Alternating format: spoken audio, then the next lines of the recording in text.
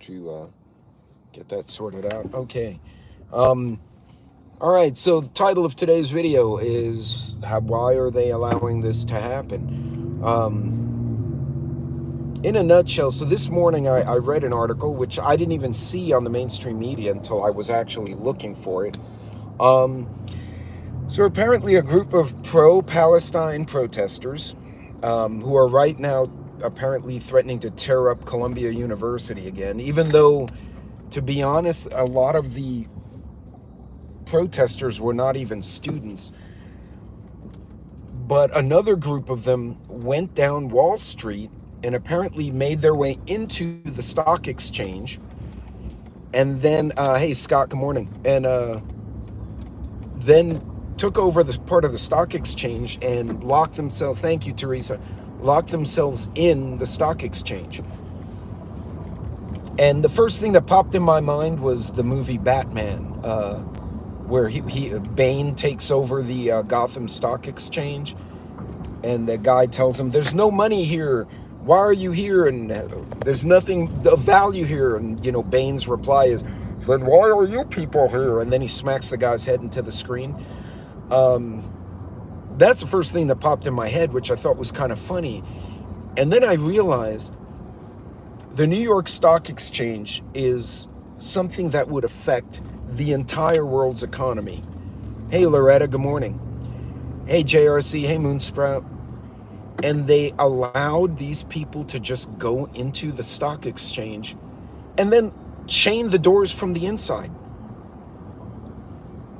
And honestly, it makes me feel like we live in this delusion of safety and security. We don't have security. We don't have safety. If they can run into the Capitol, they can run into police stations in Seattle and Denver and wherever the hell else and burn them to the ground. They can go into the stock exchange. There's nothing preventing these same types of people from just coming into your home. As a matter of fact, Tren de Aragua apparently has taken over, those apartments. And for those of you who didn't see J.D. Vance's interview with ABC, the reporter told Vance, well, those are grossly exaggerated. There are only a few apartment complexes who have been overrun. And J.D. Vance says, ma'am, did you hear yourself? There should be no apartment complexes being overrun. This is America. And you're saying, oh no, it's only a few. That's okay. That's never okay. And then he proceeds to beat her up. The Huffington Post was trying to say that he got owned. He did not. He's way more intelligent than pretty much every reporter he deals with. But politics aside, the fact that the mainstream media is saying, oh, well, but it's okay because it's only a few apartment complexes. It's not okay for the owners of those buildings who can't collect rent. It's not okay for the residents who live in fear. And whether it's Tren de Aragua or some other assholes, what are we allowing? What are we normalizing in our society that it's okay for these kind of things to happen? Because I don't think it is. And hey, Prepper Book Club. Sorry, I couldn't see a lot of y'all. Hey, Johnny Preps. Hey, the dude. Cartels are winning America's longest running war. Oh, yeah. Hey, Little Lone. Hey, C4T. Anyone else I missed? But this is concerning because not only is it happening, we're seeing it happen, but the media is making it sound like, well, it's only a few apartment complexes. It's okay. An apartment complex could be 50 people. I'm sorry, 50 people. It could be 50 residential units. It could be 200. I've seen apartment complexes that were massive. So whether it's one or many, well, yeah, we've made excuses for too long. That's not acceptable. And it's funny because I asked one of my colleagues is from Venezuela, and the irony here is that this person has a degree, has a family, and had the support of a company and its lawyers, right? Like she had a work visa and everything. 5 months to get her in the country. But these guys get loose in 2 weeks, and then they go and do whatever because they're not being vetted. And it blows my mind. And I asked my colleagues who are from Venezuela who came here legitimately, and I'm like, tell me about TDA. And what they said was, unlike the Mexican cartels, right? All the cartels resort to violence. But in Mexico, the cartels they have a phrase, plomo or plata, or plata or plomo, which in English means plata is silver or coins or lead, right? Lead obviously refers to bullets and violence, but they're always looking to make a deal, right? We can negotiate money or we can negotiate violence, but the money is always available, right? And she said Tren de Aragua is not like that. She said most of them are psychotic. When they get put in jail, they're like mental cases, like people we would define as psychopathic. Satanism apparently runs in that cartel as well, and they lead with violence. They're not interested in making deals the way the Mexican or Colombian or the old style Italian mafia would, where it's like, blood is expensive, so let's spend money so we don't shed blood. It's a totally different mentality. The movie Welcome Hard Times, you can run a little economy in a small town, but it only takes one guy to mess it all up. Yeah, Watchmen, truth. And hello, by the way. Hey, JRC. Hey, artists. So how did they get into one of the most secure financial facilities in the world and lock themselves in? Like, I'm trying to compute this. In the last 4 years, we've watched police stations get overrun and burned to the ground. Okay, and they had a beef with the cops. All right, fine. But they tore up the city. That was okay. They've taken over colleges. What frightens me, Bear Independence, newest video on what is really happening. You got to scope it. Oh, thanks, big chap. I'll go check it out. Bear's done some great work. I actually worry about guys like Bear and the Angry Prepper, and there's a guy on TikTok. He's called Preparedness Central. I forgot he's a TikToker, and he actually was out there with Grindstone Ministries. He got to meet the YouTuber guys. But how long is it going to be, right? What we're doing, we're revealing our weaknesses in our security systems, in our society. How long is it going to be before a really bad player who probably is already in the country is going to go, you know what? I'm going to pretend to be a protester. I'm going to go into the stock exchange with my backpack, but I'm going to have a pressure cooker bomb in there or something else. And I'm going to drop my backpack. I'm going to wander off and detonate it and shut down the world economy. I mean, think about that. Imagine if someone bombed Wall Street. What that would do to the economies of the world, the US in particular, but everybody else is going to get affected. What if one of these bad players went into the college campus and detonated a device? FEMA getting out because they claimed they were intimidated and use everything to make it. Yeah, well, no, FEMA, I don't know what to say about FEMA, but there's something going on there, I'll tell you what. But this is really concerning to me. The weakness is the evil creatures in our government that is... Yeah, no, I agree, little alone. More along their playbook. Yeah, they do. They pretend to be victims. But at what point, I'm putting myself in the mind of the bad guy or the bad girl. And I'm like, okay, so if you have TDA, that's a bunch of psychotics, and you have others who are willing to be martyrs, how long will it be before some element gets into one of these protests and does something and unravels the whole thing? Like, I don't think people think about it. And what's funny is I didn't see anything about protesters getting into the stock exchange on any of the mainstream media, even Fox, none of the left or right. I saw it on a corporate security report that came through my company telling employees, if you're traveling to New York City for stock exchange business, take the following precautions because this just happened. Sheriff telling folks not to give FEMA as they will steal it and not help the people. Actually, there's a sheriff in North Carolina has threatened that if any federal agency interferes with volunteers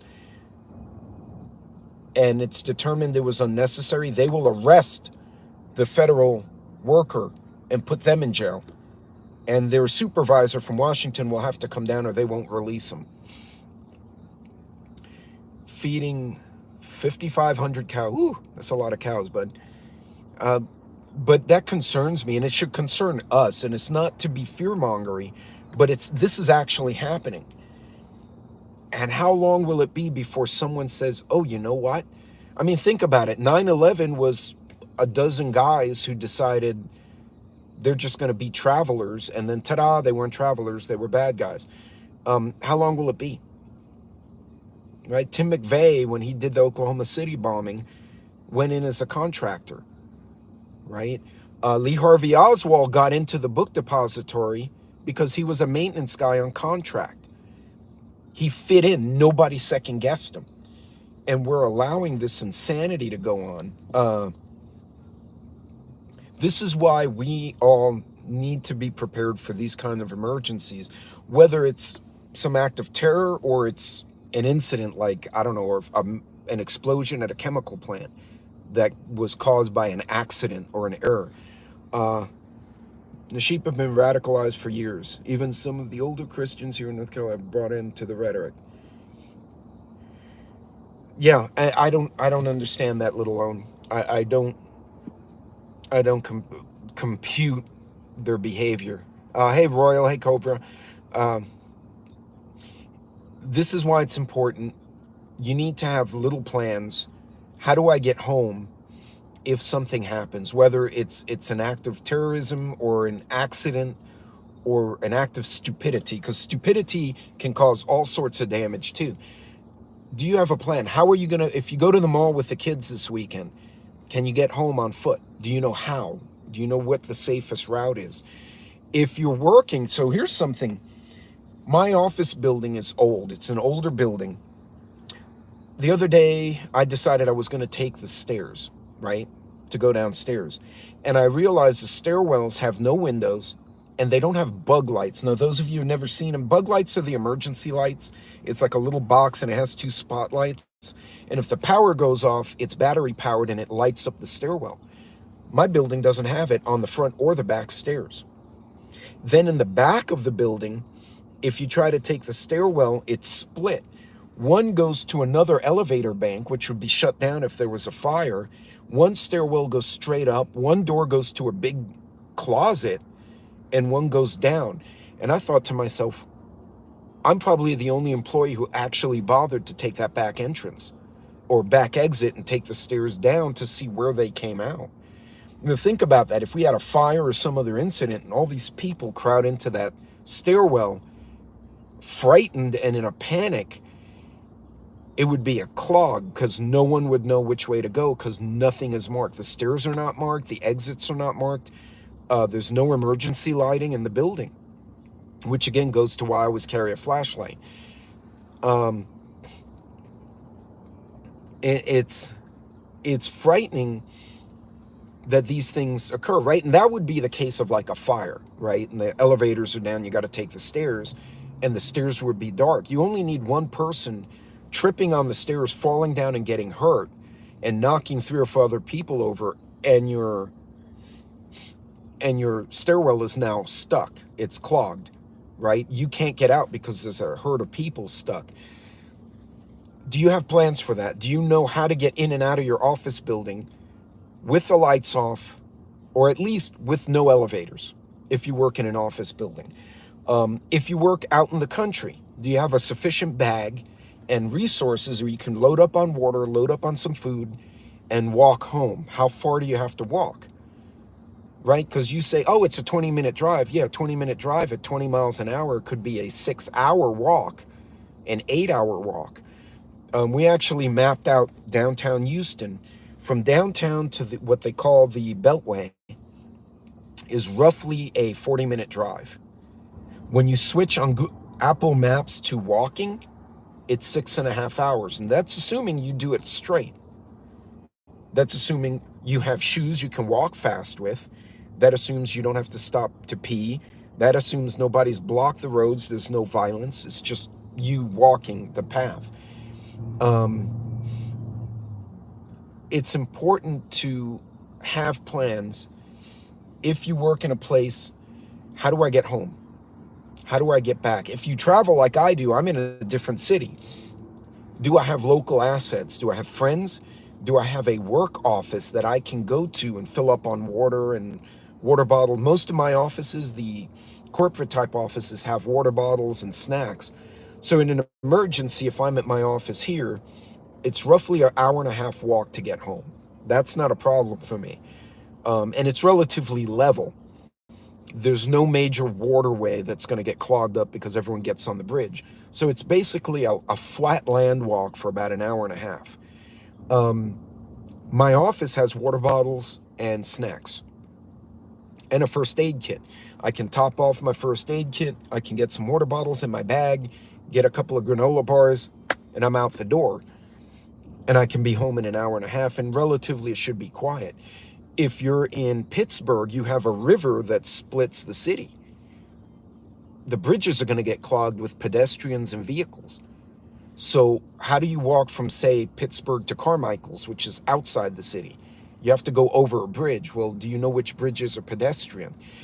These are the kind of things we need to kind of understand up front before something happens. And it could be, it could be completely innocuous. Explore. One Saturday, go downtown, drive around, get some coffee and just drive around and ask yourself, okay, there's no traffic. You're referring to bugging out for me is my worry more than anything. Hold on, I lost track of that. Don't route around snakes, unfortunately. No, unfortunately, you got to figure out snakes. Crow flies is the way. Don't use roads. No. Actually, using easements. Thank you, Teresa. Yeah, the four horsemen are out tonight. Several states' National Guard armories are situated between main and secondary roads. Right. So, but remember, the guardsmen have jobs, right? So they're employed somewhere other than the full-time guys.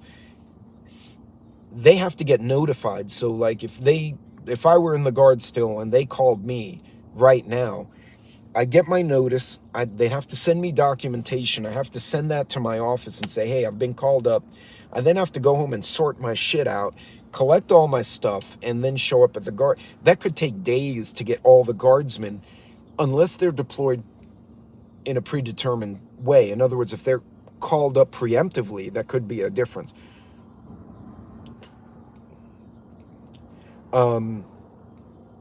Understand how to get home. Understand what paths you need to take if the bridge goes out, if the power goes out, if you can't get out. Because think about it. You're in Manhattan and the power goes out in the whole Manhattan Island. The street lights won't work. It's going to become a shit show immediately.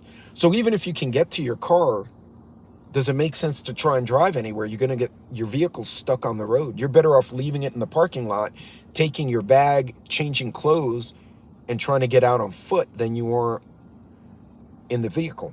So have those plans, because nothing's secure. Stock exchange, nope. The protesters are taking over universities. Universities are supposed to be safe. Nope, not safe either. They're breaking into stores. They're having fights in malls. They're taking over the places we always thought we could let our guard down. Don't exist. Maybe they never exist. Personally, I don't think they ever did. But this delusion of security we've been given over the years is false. Now, granted, we live in a way better place than most other places in the world. But if things happen and they happen quickly, you need to be your first responder. You need to have an understanding. How do I get out of here? How do I get out of the mall Last time you went to a mall, did you look and see where the emergency exits were? You can't see them half the time because there's this crowd of people and this commotion. Look around. Steel wheels with no rubber. Big Jack. Who's Big Jack? Railroad tracks will be my ticket from town and bug out location. Oh yeah,